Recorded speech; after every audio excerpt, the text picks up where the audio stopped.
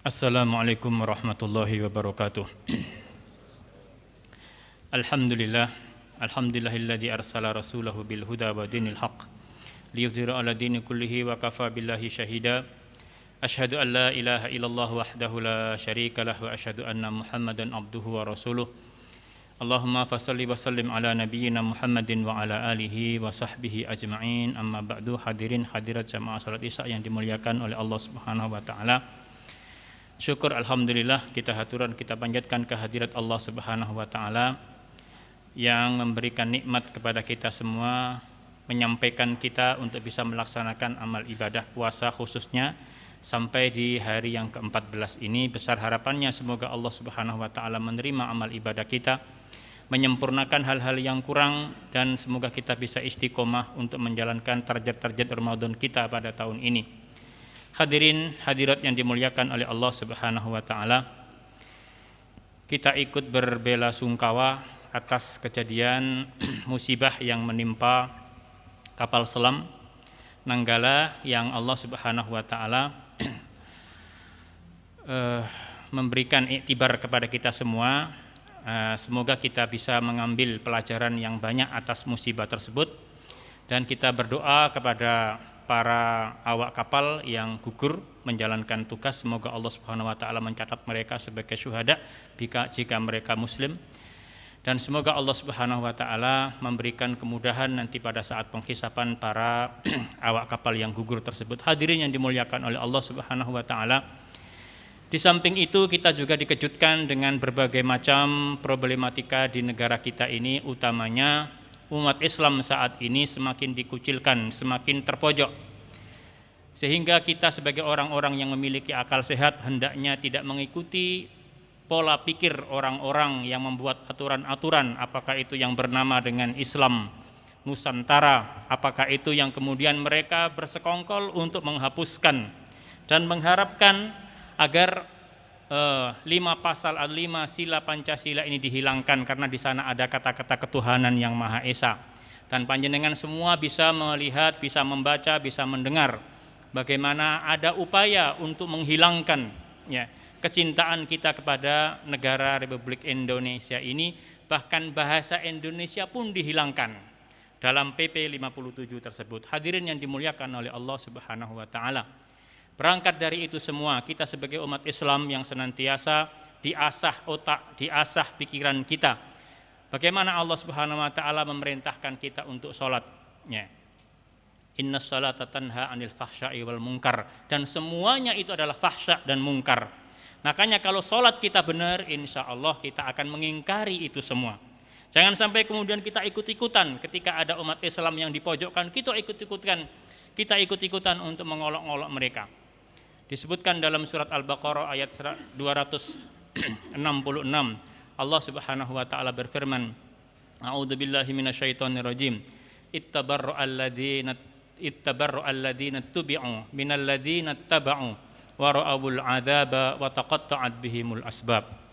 Tatkala mereka orang-orang yang pada saat di dunia mereka mengajak, menyeru orang-orang yang lain, kemudian pada saat nanti di akhirat ketika mereka melihat azab yang disiapkan oleh Allah Subhanahu wa taala, mereka berlepas diri kepada orang-orang yang mengikuti. Hampir sama perkataan dengan perkataan setan di dalam surat Al-Hasr. Kamatsali syaitan idz qala lil insani kfur.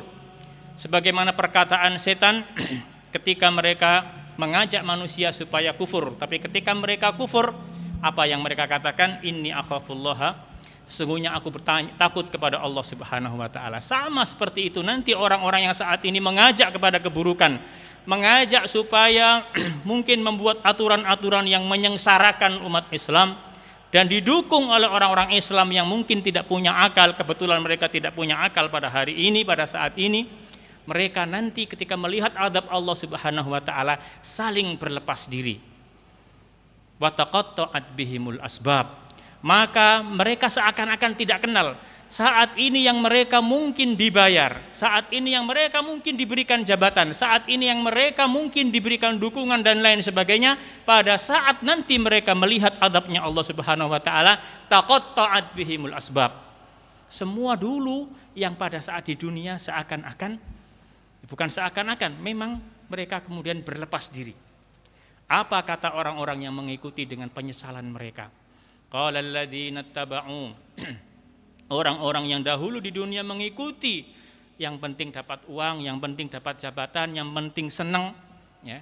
Mereka mengatakan nanti pada saat di akhirat, qala alladzina taba'u law anna lana karratan, kalau seandainya kami dikembalikan sebentar saja ke dunia, ya, fanatabarra'u minhum kama tabarra'u minna, pasti kami akan tidak mengikuti apa yang mereka lakukan, kama tabarra'u minna, sebagaimana pada saat ini mereka membebaskan diri dari kami. Jadi berlepas diri, itu kan urusan kalian. Mengapa kalian dahulu kok mau? Mengapa dulu kalian kasih uang kok mau? Kok mengikuti saya? Kadzalika yurihimullahu a'malahum hasaratin alaihim. Demikian itu Allah Subhanahu wa taala memperlihatkan amalan mereka yang hasarat, yang rusak sia-sia. Dan hadirin yang dimuliakan oleh Allah Subhanahu wa taala, permasalahannya orang-orang yang sudah melakukan kedurhakaan di dunia ini, wa ma hum bikharijina minan nar, mereka tidak akan dikeluarkan oleh Allah Subhanahu wa taala dari api neraka.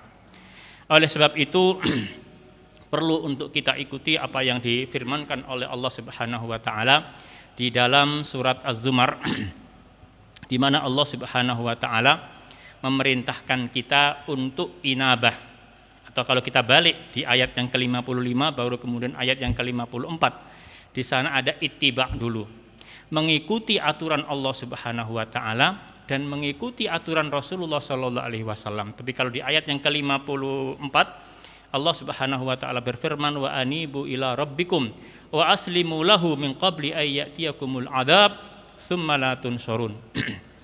Dan segeralah kalian itu kembali kepada Allah Subhanahu wa taala dan menyerahkan diri sebelum datang kepada kalian semua azab yang kemudian Allah Subhanahu wa taala tidak akan menolong kalian. Ma'asyiral muslimin rahimakumullah, kedzaliman itu ada batasnya. Jangan dituuk-tuukkan, ya. Jangan kemudian apa yang menjadi kesenangan hati kita teruskan. Bisa jadi Allah Subhanahu wa taala memberikan istidros kepada kita, dielulu, diumbar. Tapi nanti ketika Allah Subhanahu wa taala sudah menurunkan azabnya, la tunsarun, mereka tidak akan ditolong oleh Allah Subhanahu wa taala.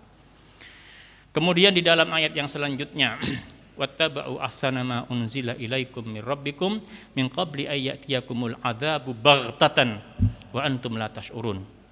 Dan ikutilah yang terbaik apa yang difirmankan oleh Tuhan kalian, apa yang disampaikan oleh Rasul kalian, sebelum datang kepada kalian azab yang datangnya secara tiba-tiba. Wa antum la tash'urun, dan kalian tidak merasa, tidak sadar. Ma'asyiral muslimin rahimakumullah. Oleh sebab itu marilah kemudian kita banyak istighfar kepada Allah Subhanahu wa taala, utamanya di bulan Ramadan ini. Karena apa? Setan itu tidak akan bisa menolong, tidak akan bisa mengganggu orang-orang yang senantiasa beristighfar.